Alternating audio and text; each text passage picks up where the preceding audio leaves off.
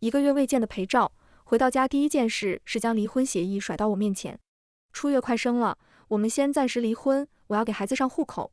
没有寒暄，没有铺垫，甚至没有虚以委蛇的关怀，可见这次他想离婚的心是多么迫切。我端起茶杯抿了一口，才慢悠悠地开口：裴照，你还记得今天是什么日子吗？裴照脸上露出了少有的茫然，很显然他并不记得。我轻笑一声，目光落在那份离婚协议上。今天是我们结婚纪念日，挺讽刺的。过去3年，就算他在外面再怎么玩，也会在结婚纪念日这天回家陪我吃饭，准备礼物。而今年送给我的礼物是一份我再熟悉不过的离婚协议。不得不承认，这个宋初月在裴照心里是不同的。以往他身边的女人总是换了一茬又一茬，最长的也不过1个月，而宋初月却跟了他足足1年，甚至还为他和我离了4次婚。第一次离婚时，裴照刚对宋初月感兴趣，一连砸下数百万珠宝礼物，宋初月却表示坚决不会做情人。第2次离婚时，宋初月过生日，裴照承诺会完成他的任何生日愿望，他许愿让裴照恢复单身。第3次离婚时，宋初月闹着要名分，裴照如法炮制，再次和我离婚哄他。今天是第4次离婚，为了给他肚子里的孩子上户口，裴照眼底后知后觉涌上一抹愧疚。糖糖，对不起，最近初月在待产，我一时没想起来今天是纪念日。我立马让助理挑一份礼物送过来。不用，我拿起笔在离婚协议书上熟练地签下名字，签好字了，你走吧。其实就算裴照没有提出离婚，我也会主动提起。只是我原本打算和他安静地坐下，吃完最后一顿饭，再拿出早就拟好的离婚协议，算是为我们的感情画上一个句号。没想到裴照已经完全忘记了今天是结婚纪念日，一心只有离婚。裴照见我这么干脆利落地签好字，一时间有些没反应过来，神情愕然。糖糖，你……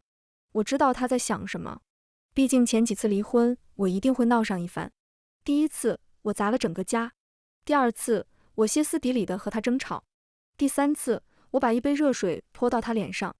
男人总是贱的，不吵不闹，达到他的要求，他反而不习惯。我嘴角溢出一抹嘲讽的笑容。难道这不是你想要的吗？裴照盯着我看了好半晌，确认我没有发怒的迹象后，松了口气。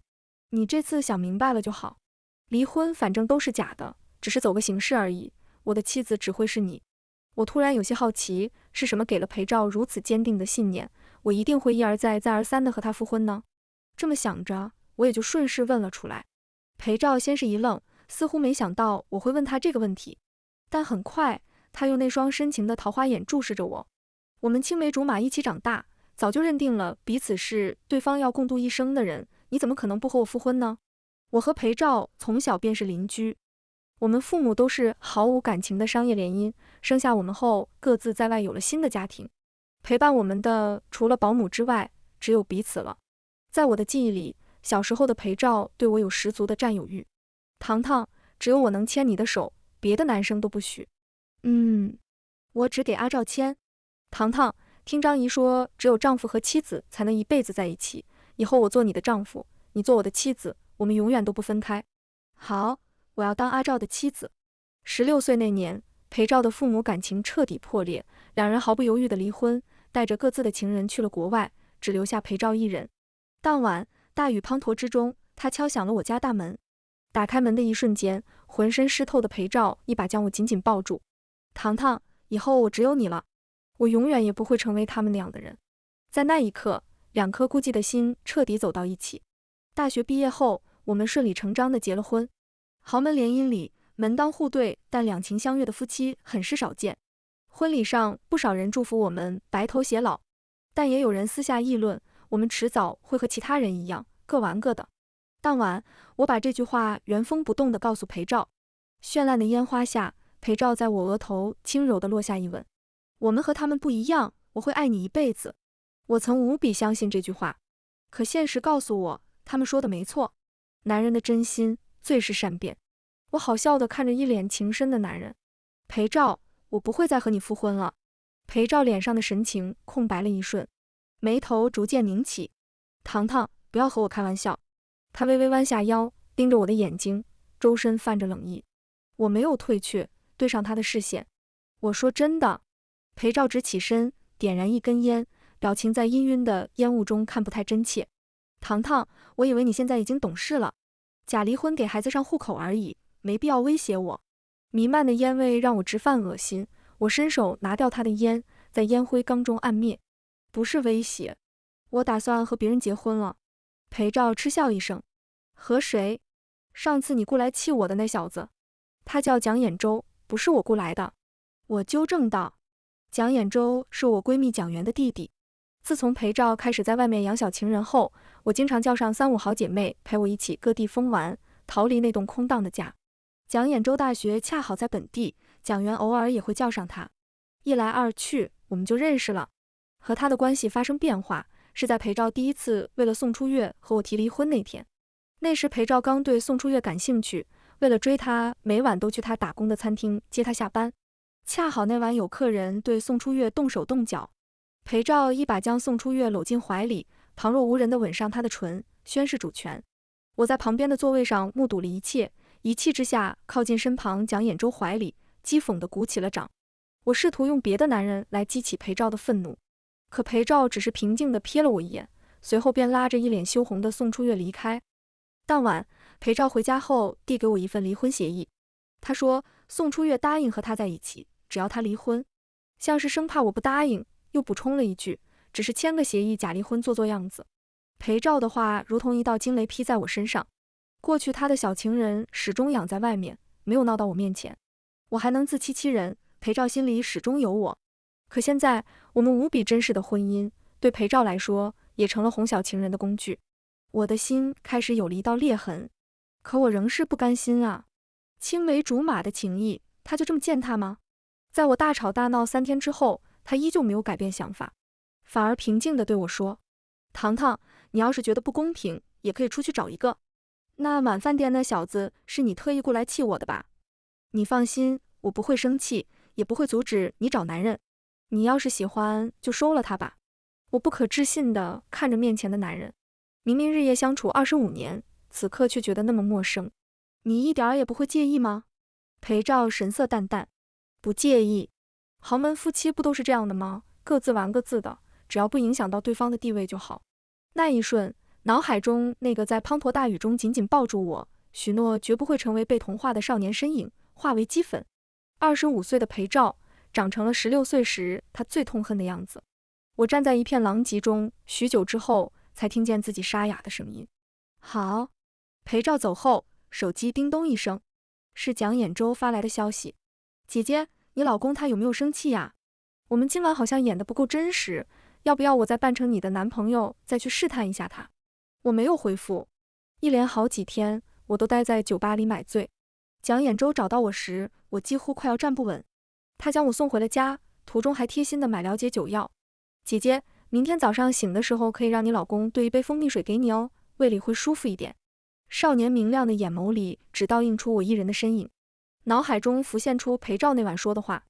我鬼使神差地抓住了他正在帮我解安全带的手。今晚我老公不在。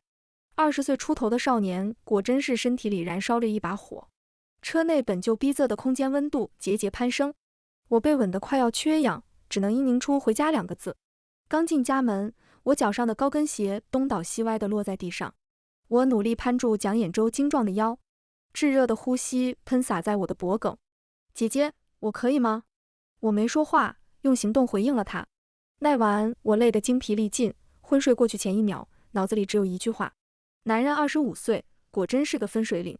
裴照显然不相信我的话，妥协般的开口：好，不是你雇来的，是你养的小奶狗，总可以了吧？糖糖，他无奈地叹口气，不要赌气说你要和别人结婚的话，我会难过的。听到他这句话，我只觉得可笑。他竟然说我和别人结婚，他会难过。他怎么没有想过，当初他违背誓言，在外养金丝雀，拿我们的婚姻当作戏来哄别的女人时，我又该多么难过呢？既然他不信，我也不想再和他再三强调。等到领离婚证那天，他自然会明白我说的是真的。裴照前脚刚离开，蒋衍周的视频就打了进来：姐姐，你老公同意离婚了吗？少年眼神亮晶晶的，满眼只有我一人。我勾起唇角，扬了扬手中的离婚协议，已经签字了，只等1个月后去拿离婚证。蒋衍周突然正色起来，姐姐，你今天能答应我，真的让我很开心。其实离婚的念头，自从裴照第一次出轨后，就一直盘旋在我的脑海。可我始终放不下我们青梅竹马的感情，放不下那段只有彼此的时光。即使后来有了蒋衍周，我也没能下定决心离婚。直到昨晚，蒋衍周为我准备了一场烟花表演，纪念我们在一起的1周年。在我惊讶的目光中，他掏出一枚戒指，缓缓下跪。姐姐，我不想再看着你自我折磨下去，和他离婚，嫁给我，好不好？少年眼里燃烧着的爱意，将我这颗早已冷透的心变得滚烫起来。就连心脏处那些旧年陈疴的破洞，似乎都在被慢慢修补。是啊，如今这段婚姻带给我的只有无尽的痛苦和折磨，是我将自己困在那座名为过去的囚笼中，试图用曾经深爱我的裴照来欺骗自己继续这段婚姻。可事实是，26岁的裴照早已面目全非，我们的婚姻已然成为一滩散发着恶臭的淤泥，他对我的爱也不再纯粹，我又何必苦苦支撑下去？我将已经大了些许的戒指取下，扔进黑暗里，笑着伸出手。好。和裴照确定离婚后，我开始处理别墅里的物品。婚纱照、从小到大的相册集放在保险箱中，我们写给彼此的情书，以及裴照的所有个人物品，我统统把它们当作垃圾给扔掉了。至于我的衣服包包，整理好后，我让人送到了新住所。蒋衍周在求婚时将自己全部身家都给了我，美其名曰他的就是我的。我推脱不过，在他的房产中选了一处离他学校最近的，当作新房。别墅的东西都处理干净后，我找了个中介把它挂上网，打算卖掉。搬到新房时，蒋衍周还在外地参加比赛，他时常给我打视频，我们一点一点挑选新房需要购买的物品，将房子打造成了我们俩都喜欢的模样。期间，宋初月也给我发过消息：沈小姐，替我肚子里的孩子谢谢你，孩子半满月酒的时候我们会邀请你的，你一定要来哦。配图是裴照将手贴在他的大肚子上，笑得一脸温柔。我没有回复，将他的号码拉黑。1个月时间很快过去了，民政局领证当天，我早早等在了门口。裴照也卡着点从车上下来。糖糖，这次可是要真的领离婚证，不是撤销申请了。严格来说，过去3次离婚我们都只签了离婚协议。1个月之后，裴照说他已经达到了自己的目的，没有必要再领离婚证。这次他为了给孩子上户口，必须要离婚，而我也是真的下定决心要离婚。我平静地开口：我知道，走吧。裴照有些诧异我竟然这么平静，继续和我解释：糖糖，等孩子上完户口我们就复婚。你放心，以后在外人面前，孩子会叫你母亲，谁也不会越过你的位置。我停下脚步，看着裴照，曾经让我无比心动的这张脸，此刻却觉得有些作呕，再也找不出一丁点让我熟悉的痕迹。我深吸一口气，催促道：先去办手续吧。裴照也没多想，抬脚跟了进去。1年之内来办了3次离婚手续，工作人员都快要认识我们了。这次他熟练地问道：还是撤销离婚申请吗？不，我们来拿离婚证。工作人员意外地看了我们一眼，见我们这次是认真的，赶忙开始办手续。几分钟后，我的手上多了一本离婚证。原来折磨我几年的婚姻，不过几分钟就能彻底结束。走出民政局，裴照难得起意想要和我约会。糖糖，我们快1个月没一起吃饭了吧？中午去吃你最爱的那家粤菜怎么样？出月孕晚期实在是太粘人，我走不开，等他生了之后我会经常回来的。我微微一笑，将离婚证举到他面前。裴照，我们已经离婚了。裴照笑着想来抓我的手。别闹了，糖糖，都是假的。话没说完，一双大手将我搂进怀里，躲开他的触碰。谁说是假的？姐姐现在是我的未婚妻。我惊讶地看着蒋衍周，眼底涌上惊喜。不是说还有1周才回来吗？蒋衍周那双好看的桃花眼盛满笑意。当然是为了给姐姐一个惊喜，庆祝姐姐脱离苦海这么重要的日子，我怎么能不在姐姐身边呢？我扬了扬手中的离婚证，浑身轻松。已经拿到了。糖糖，找人演戏也要适可而止。裴照沉着脸打断了我们说话，冰冷的目光落在我腰间蒋衍周那只手上，脸色阴沉。我几乎快要被他的话气笑了。看来他从始至终根本就不相信我在外面有人，依旧以为我是从前那个对他爱得死心塌地，即使他在外彩旗飘飘，我也为他守着贞洁的沈堂。我正想开口让他尽早认清真相，他的手机铃声响了。男人阴沉的神情立马变得温柔，对电话那头柔声轻哄。挂断电话后，他的目光再没有分给蒋衍舟丝毫，像是他不存在似的，只对我解释道：初月肚子不舒服，我要送她去医院。糖糖，你先回家，下次我带你去吃饭。说完便匆匆上车离开。我到嘴边的话语只好咽了回去。蒋衍舟略显委屈地开口：姐姐，你的前夫怎么听不懂人话呢？他的表情活脱脱像是一只皱着眉的金毛。我不禁扬起嘴角，刚才裴照带来的郁气尽数消散。好啦，以后他和我再也没有任何关系，我们也不会再见到他了。蒋衍舟这才重新露出笑脸。姐姐，我给你准备了惊喜。他将我拉进车里，神神秘秘地系了一根丝带挡住我的眼睛。我心里升起几分期待。自从裴照在外养小情人后，再也没有花心思给我准备过惊喜，即使是生日和纪念日，也一律交给他的秘书代为挑选礼物。停车后，蒋衍舟直接将我打横抱起，我下意识搂紧他的脖子，靠在他怀里。我清晰地听到了自己扑通扑通一声高过一声的心跳。不知走了多久，蒋衍舟才将我放下。姐姐，你可以摘下丝带了哦。我小心翼翼取下丝带，一时间被眼前的场景惊讶到心跳都漏了几拍。客厅地面铺满了粉色玫瑰花瓣，两侧摆放着这一年来我和蒋衍舟的所有合照。我下意识循着这些合照一张一张看过去，铺天盖地的回忆浮现在我的脑海，我的嘴角不自觉扬起。最后一张照片结束后，一个硕大的翻糖蛋糕摆放在客厅正中央，蛋糕中心立着的是一个身穿红裙的翻糖小人。看着这道身影，我的眼眶不禁红了起来。那是18岁成人礼的我。蒋衍舟温热的指腹轻柔地擦去我眼角的湿润。姐姐，今后你永远是18岁时明媚阳光的沈堂。18岁的沈堂，我有多久没见过了呢？不太记得了。我只记得从裴照肆无忌惮地在外养金丝雀开始，曾经那个相信爱情、明媚张扬的沈堂就消失了，只剩下一具自我折磨的躯壳。直到今天，属于沈堂的灵魂才真正回到了原本的位置。你值得世界上最纯粹、最好的爱。我踮脚吻住他的唇。蒋衍舟先是一愣，随后很快扣住我的后脑勺，攻略城池。1个月的思念尽数倾泻在这场汗水中。少年的滚烫填满过去3年我所有痛苦与折磨。在大脑即将一片空白时，我似乎听见耳边一声低不可闻的喟叹：姐姐，你终于完完整整的只属于我了。裴照和我去民政局办理离婚手续的事被他的好友恰好撞见，拍照发到了他们小群里。卧槽，裴哥和堂姐又办离婚了。嗨，这你都大惊小怪，都多少次了？裴哥不就是为了哄他那金丝雀吗？反正他们最后也要复婚的。那女人都快生了吧？堂姐这次居然这么坐得住，一点也没闹。哎，你们看堂姐身边有个小白脸啊，这可是头一回见，她会不会移情别恋，不和裴哥复婚了？宋初月已经快到预产期，裴照把她送到医院安顿好后，已经是晚上。打开手机便看到了群里99加消息，他粗略地翻了翻，都是些没有营养的话题。突然，他手上动作一顿，脸色微微沉了下去。长按回复了讨论我是否会和他复婚那条消息。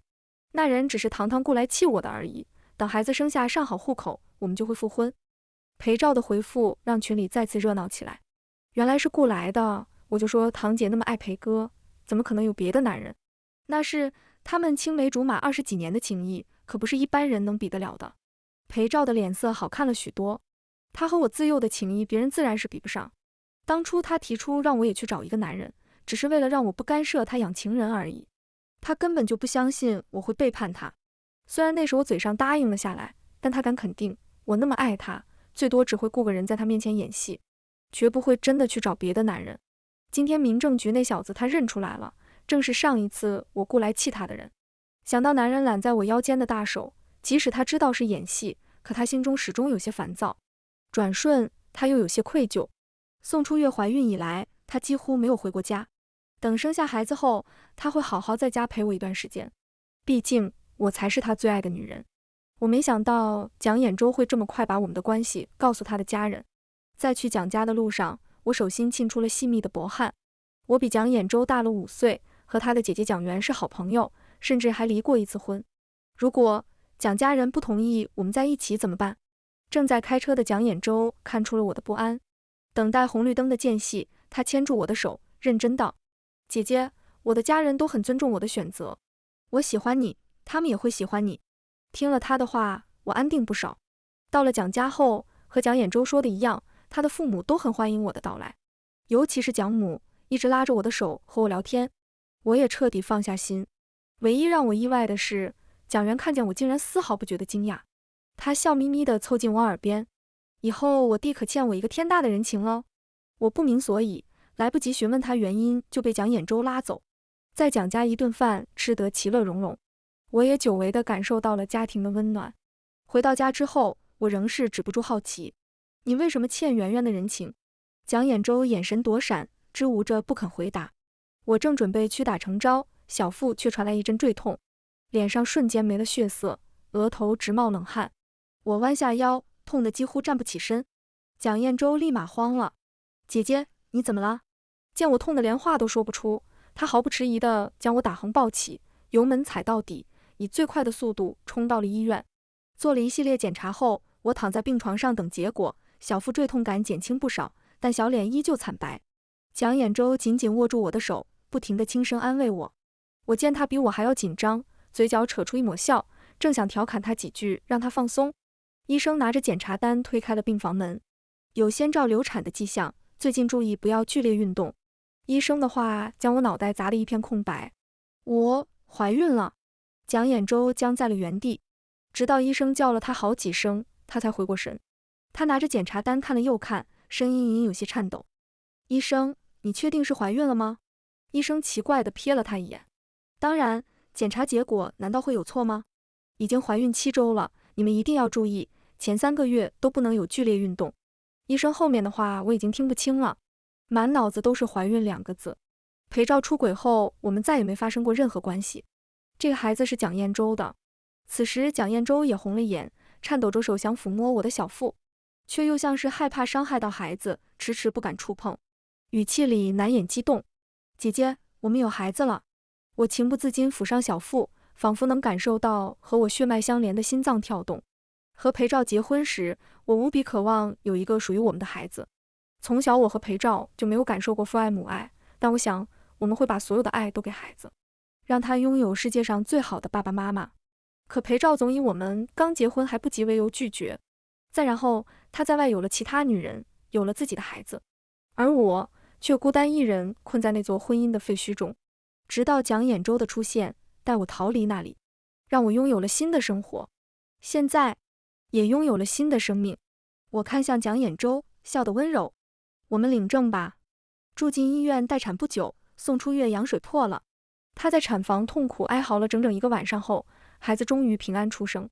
听见孩子哭声的那一刻，裴照松了口气，同时心里也暗自庆幸他没有让我生孩子。他知道女人生孩子的危险是极大的，很有可能失去生命。他也知道生孩子有多么痛苦，会给女人带来不可逆转的伤害。因此，即使我刚结婚时不断地暗示自己有多么想要一个孩子，他也没有松口。他害怕我经历生产的痛苦，更怕我因为生产离开他。现在他更是坚定了当初的想法是正确的。护士抱着孩子出了手术室，将小小的一团递到他手上：“恭喜裴总喜得千金。”裴照看着闭着眼睡得正香的孩子，心软得不成样子。糖糖肯定会喜欢女儿的，他要把这个好消息告诉糖糖。嘱咐助理给孩子上好户口后，他甚至来不及等送出月出产房，便急匆匆拿着手机去了楼梯间。他拨通了我的电话，距离他上次在民政局和我见面已经过去了1个多月。这段时间送出月实在是粘他的紧，可他为了孩子不得不随时陪在他身边。我应该已经等不及想听到他提出复婚的消息了吧？得知生的是一个女儿后，我肯定会更加开心。电话响了好半晌，那边才接通。裴照迫不及待地开口：“糖糖，孩子户口已经解决了，明天我们去民政局复婚吧。”然而电话那头不是他预想中我激动的回复，而是一道散漫的男声：“我可不想给我的孩子换个爸爸，前夫哥。怎么是你？你在胡说八道些什么？把手机拿给糖糖，我要和他说话。”裴照攥紧手机，手被青筋抱起。他听出来这个声音是民政局搂着我的那小子。呀，我可没胡说，我现在是糖糖的老公，他肚子里孩子的爸爸，有什么话和我说一样的，我会帮你告诉糖糖。砰！手机落在地面，摔得四分五裂。我知道，按照裴照的性格，他得知我是下定决心和他离婚后一定会来找我，但我没想到他竟然会在门外等了一整晚。早上我开门时吓了一跳，一向把自己打理得一丝不苟的裴照，下巴上已然冒出胡茬，眼下一圈青黑，不难猜出他昨晚一夜都没有合眼。在发现门外是裴照的一瞬间，蒋衍周火速来到我身边，宣誓主权般的将我搂进怀里。裴照却像是没看到他似的，目光只落在我身上。糖糖，我们该去民政局复婚了，以后我们只有彼此，把外面那些人都断掉，好不好？我轻笑一声。到现在，裴照竟然还在自欺欺人。我让蒋衍周去卧室将结婚证拿了出来，打开摆在他面前。裴照，你好好看清楚，我和衍周已经结婚了，我们不可能再复婚。裴照身躯微微踉跄，嘴角扯出一个比哭还难看的笑容。怎么可能呢？你只是骗我的，对不对？我知道你在报复我，我发誓，以后我绝不会再找情人。那个孩子你不喜欢我，也会把他送走。你别再和我赌气了，好不好？向来高高在上的裴照说到最后，竟然隐隐带着些哀求的意味。只是我心中却没有丝毫波澜。没有赌气，我已经不爱你了。这句话像是点燃了裴照所有情绪。你怎么可能不爱我呢，糖糖？我们在一起26年，你怎么能说不爱就不爱了？我心里爱的人只有你，别的女人只是新鲜感罢了。和宋初月在一起，也只是为了让她生孩子。你不是喜欢孩子吗？我把孩子抱给你养，难道不好吗？我害怕你生孩子出事，害怕你怀孕受到伤害，所以才……我再也听不下去，狠狠给了他一巴掌。结婚第1年，裴照对我一如既往的好，我心中甜蜜地认为自己嫁给了爱情。可婚后第2年，他回来的越来越晚，直到我第一次发现他的衬衫上有口红印。当晚，我单方面和他爆发了争吵，他拼命抱着我，试图让我冷静下来，对我发誓，这次只是意外，绝不会有第2次。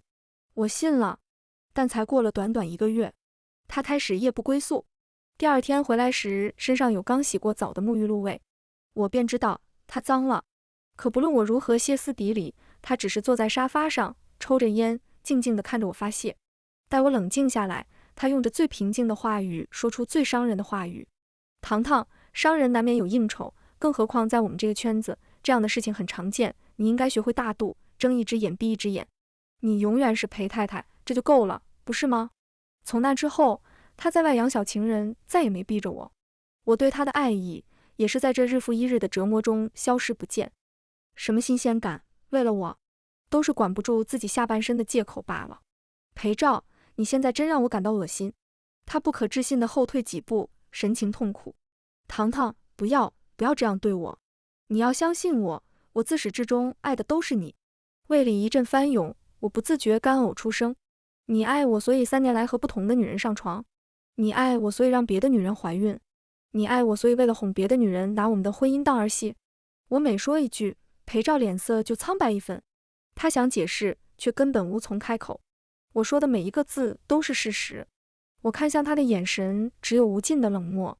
裴照，你不过是仗着我爱你，才会肆无忌惮的出轨，一而再再而三践踏我对你的感情。你不配得到我的爱。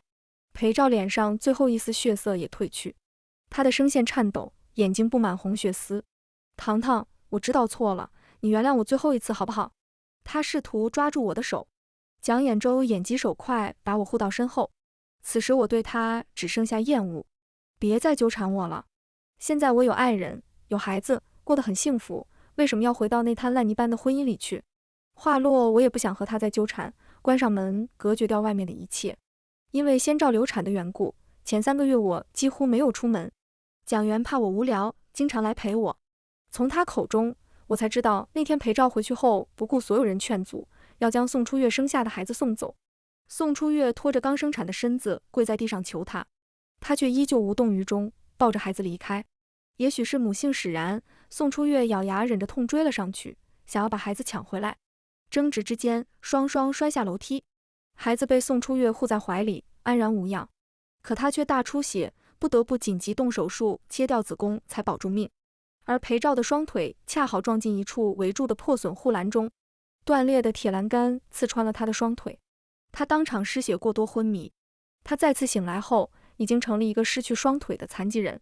他接受不了从一个天之骄子沦为残疾人的打击，情绪陷入崩溃。医生打了镇定剂才冷静下来。公司董事会得知他残疾的消息后，立马召开会议，另选了总裁。等他清醒后，等待他的将会是又一个噩耗。只不过这些都和我没关系了。听见这些，我只是淡淡一笑，就像是在听陌生人的消息一样。唯一觉得有些可怜的，大概是那个刚出生的婴儿了。毕竟他是无辜的。我找人以社会福利的方式，为这个婴儿提供了从幼儿园到大学的学费，这是我唯一能够做的事了，也算是为肚子里的孩子积福。7个月后，我平安生下女儿蒋程程。刚出产房，就看见蒋眼周通红着眼在门口焦虑地来回走动。一看到我，她立马上前握住我的手：“糖糖，你辛苦了，以后我们都不生了，只养这一个孩子。”我回握住她的手，嘴角扯出一抹笑。和我流着一样血液的孩子在我身旁，我爱和爱我的人在我面前，儿时不曾得到的幸福家庭，在今天终究是获得圆满。这个故事到这里就结束了，感谢您的收看。如果您喜欢这个视频，就给我点赞订阅一下吧。衷心祝您吉祥如意，万事顺心。